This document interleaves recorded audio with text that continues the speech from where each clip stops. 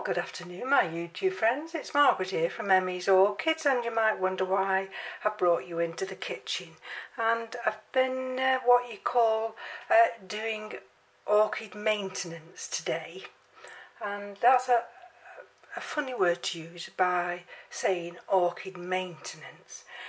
And basically what it is to check over some of the orchids that you may have recently either acquired or you've recently repotted into a different media, and you just need to make sure that they're settling down, because we're in September here now. We're into our autumn days where the daylight hours are diminishing. And although this next week we're going into a nice warm spell, albeit wet. And if you look at this, this is the, if I bring it here, this is my Paphiopedilum Coloperkingii. And what I've done today with this, if you recall in my earlier video, I potted this up, and in one of these net pots that M.E.s Orchids uses, and I'd put that white white decorative gravel, and subsequently of course I've got the proper grow stone. So what I've done today is I've emptied that orchiata bark and the other decorative stone, and I've put in here now. Oh, that's no good, it falls through. And I've put in here now the proper grow stone. Don't know whether you'll see that there. And repotted this up now, and I've brushed inside the leaves and just checked that over. I was quite surprised actually how dry it was inside. So what I've done there, you'll just notice, I've put a little bit of sphagnum moss. Not a lot, it's just these higher roots here, and I don't want them to dry out, because it dries out very quickly now it's in this kind of a pot. And so that's what I've done with that one today, and I'm very pleased with that. This is the other little Paphiopedilum I've got, and this is Balatum by Rothschildianum. If you remember this one, this is the one that I almost killed. And this one I nearly drowned it, and it's got a new leaf there, and this is a new leaf. And if we look round here, I've put some sphagnum moss just round there, because these roots are a little bit high. And can you just, I don't know if you'll see in there, you won't see down there I don't think, I don't know which is the best light. It's not that anyway, that's a little bit of sphagnum moss, but just tucked in down there, you may just see it. Looks as though that's a new growth coming, so I'm very pleased with that one. And I had thought about repotting this, but I'm not going to, because it's come back from the brink, this has, and I really don't want to disturb it anymore. So bear with me again. Just got a little bit of water here, so I'll just wipe that out. And I thought the next thing I'd show you is the, I might just have to lift you up for this. This is the, there we go, Dendrobium plicatile, cinnamon flickingliera fimbriata. And this is the one this is the upside down plant, and I love this plant. And somebody suggested, well, perhaps you should, it needs to hang, but it's a big plant to hang. And so I'm going to just lift the camera up now, and then you'll be able to see what I'm seeing. And let me just take you around this way. Can you see what I'm seeing now? There we go. And because we're going out tomorrow, I don't know whether this bloom here will actually burst open tomorrow. And we've got another one there. Can you see that one? That's ready to burst open. Let's have a look if I've got another. Oh, there's the other one. And there's the other one. So this continually flowers. It flowers from where it's flowered before. And you see, if I bring you in, that one there, that's got a flower developing in there. And I'm going to put the camera back down now so you can see. And it's got good roots. You see the roots? And this one's planted just in lava rock. But I do have to be careful because lava rock does dry out very, very quickly. And let's just take you around here. I don't know if I'll be able to. Can you see the roots coming? Move that. Can you see the roots coming there? So this one is in active growth, and it does like the lava rock. So let's have a look before we. I think that's it. I don't think there's any more. And of course we've got this big new growth here, and we've got this new growth here. So I'll just put this to one side now. Now this one here, I'm going to have to pick you up again, and this is the Gatton Sunray. Now, if you remember, this one, I partially repotted it and into lava rock. There we go. And then I discovered these little marks here, and I was a little bit worried, so I unpotted her, and then I just completely put her in lava rock, and she was in a terracotta pot. Now this is that new leaf, and as you can see, it's doing wonderfully well, which has the tendency to just turn some of these leaves over. Can you see in there now? I mean, anybody else, you know, seeing that, would be thinking, oh goodness gracious, what is that? And that's the telltale signs of scale, of course, but they must be so historic that they just completely dried on.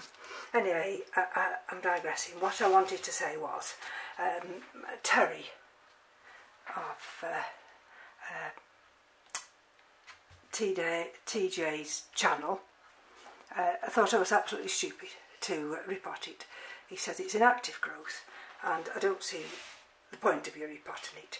And so sometimes, you know, you just have to hold your hand up and you have to say, Terry, you were right. And I always think you should actually admit when somebody else says something, and at the time you maybe think, well, but I do listen. And so what I've done today is I've repotted this into this see-through pot. Can you see the roots? And the reason I've potted it into this type of a pot is because I've not got any green tips now. And this was actively growing. I'm not saying it's not growing now, but there isn't any green tips. And but that leaf, since I've repotted it, I think it's grown from down here in this cane, and it's grown all the way up there. So it's just to say that I do believe I should have left it alone. And you see, some of these should have green growing tips. But never mind, I've learnt the lesson. Now let me show you. Let me take you now onto, if I just move these out of the way.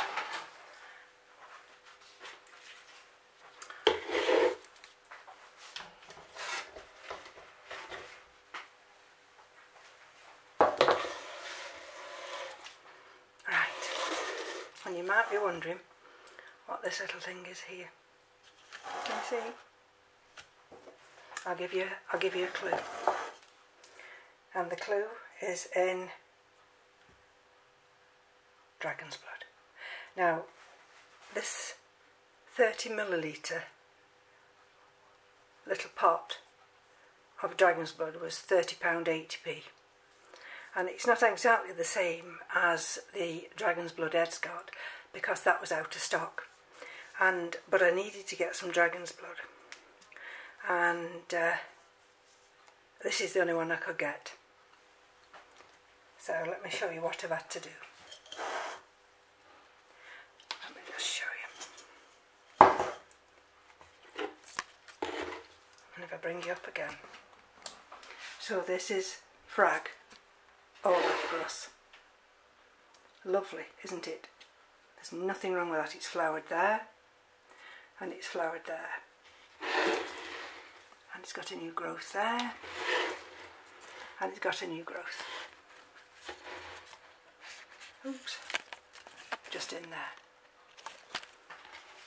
And if I lift her out, she's got some quite decent roots. And she's now potted up in the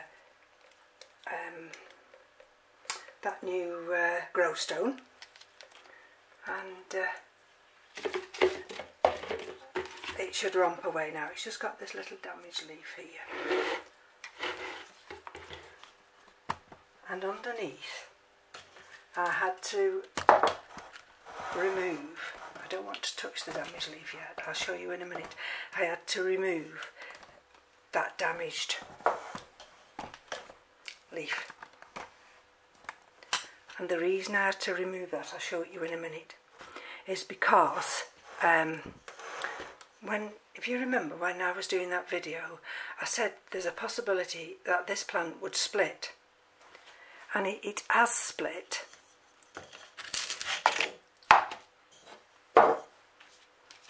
It has split. And you see there now, you might see a little bit of wetness. That's where I've just put some more dragon's blood. And I've put a little bit of tiny bit of sphagnum moss, because this one sits just slightly a little bit too high. And the rest, can you see that nice growing root there? And she's got these roots at the top here, just underneath this grow stone of that sphagnum moss. They don't go that far down, and they've got lovely growing tips. And she's got this one here that's come quite low, and this one's potted up in orchid bark, and I'm hopeful that this one will be fine. And I'll show you the one that I removed. Now I'm going to bring another one. I'm not going to show you the one that I've removed because I don't want to cross-contaminate. Now this is, let's just have a look at this one. This is Phragmipedium M.E.s Orchids. And what I've done today, I've checked this one. Now this was also potted up in that white decorative stone, and this had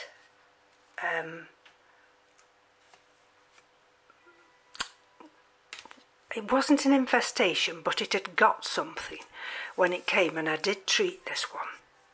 Now I can't say what it had got because I don't know, but what I've done today, like I say, orchid maintenance, you see down here, if you just gently manoeuvre your finger or something down there, and when I looked down there today, this one was still full of white fluffy things. And so I've had to give it another spray. It's very healthy. I don't think it will come to any harm at all. It's a very, very healthy plant. It's just sitting a little bit high there, so I have to keep putting a little bit near it.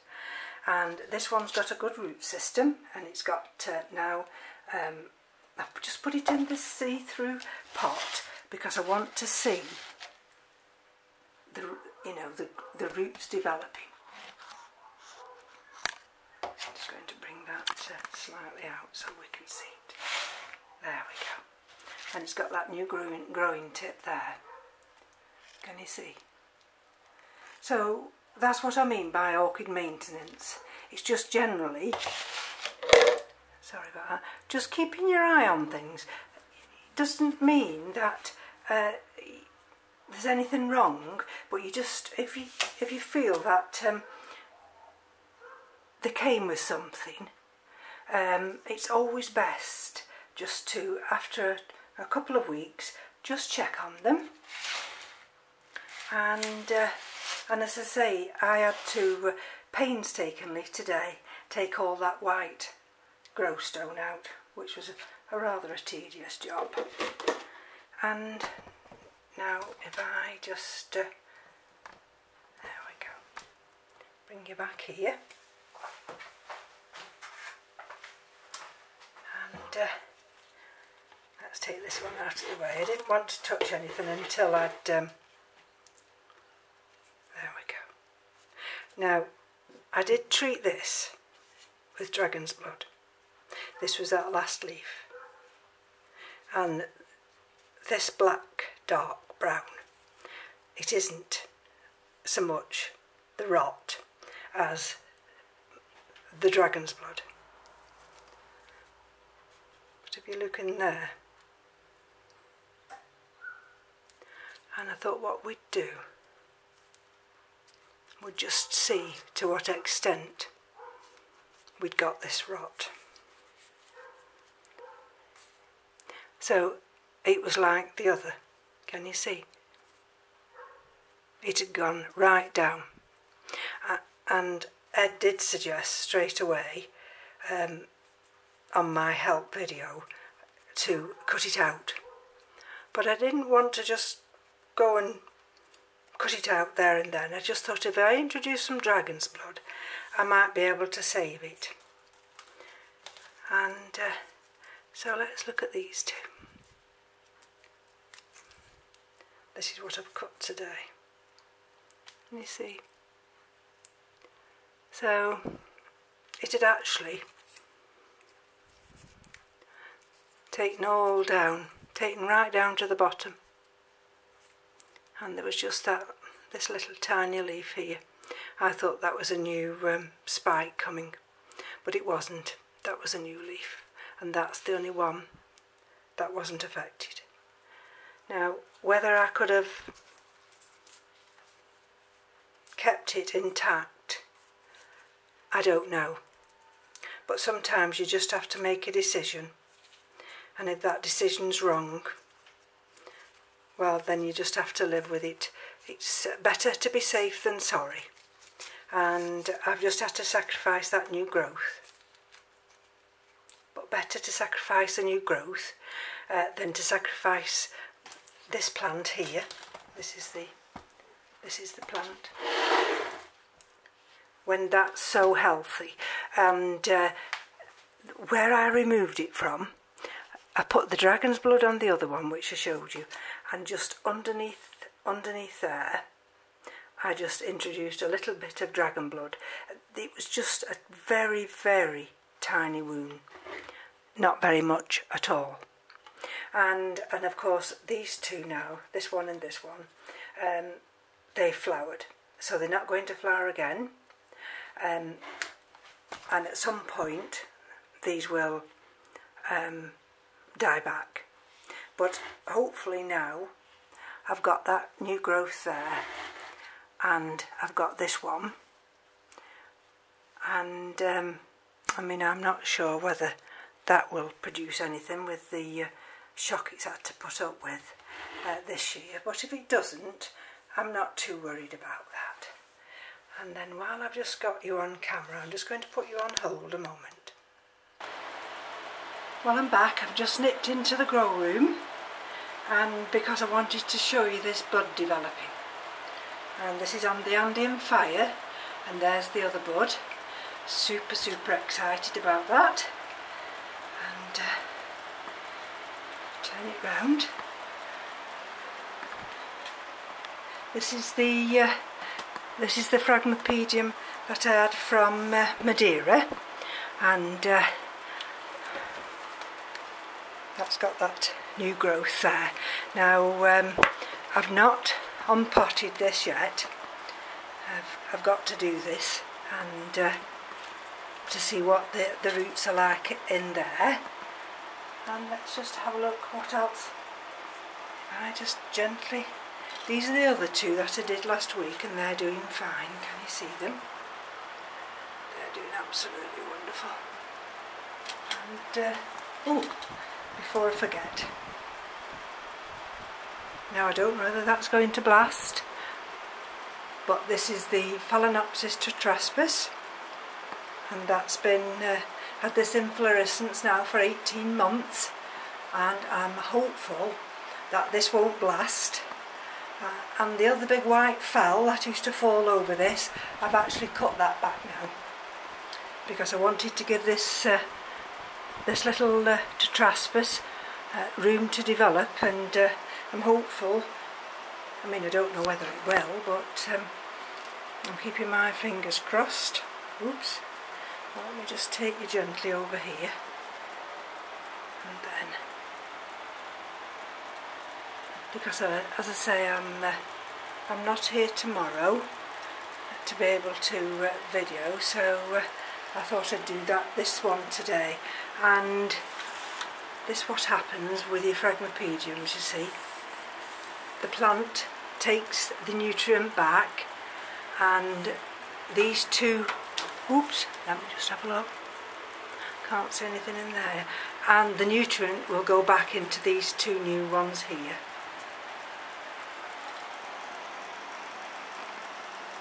Everything's growing at such a pace, it's unbelievable. And oh, if I just bring you up here now to the big Miltassia, I was so excited, wasn't I? Because I thought that was a spike. Well, I think it's just a new pseudobulb, which is a little bit disappointing, but I'll take a pseudobulb, I don't mind. I'm grateful for anything when I know that they're growing. And where was the other one? Oh, this was the other one. And I thought that again was a flower spike, but again I think that's a new pseudobulb. So I'll have to come up here shortly just to do a little bit more orchid maintenance. And for those who watched me put this cat layer onto this little scrunchie, there we are, a little bit. Can you see that brown near that little green tip? That must have been when I bruised one of those roots, but it seems to be alright. It just I'll just hang it there at the moment, but it just hangs up there in the windowsill. So that's it now, folks. I'll bid you farewell, and I'll come back as soon as I can. So take care. Bye now.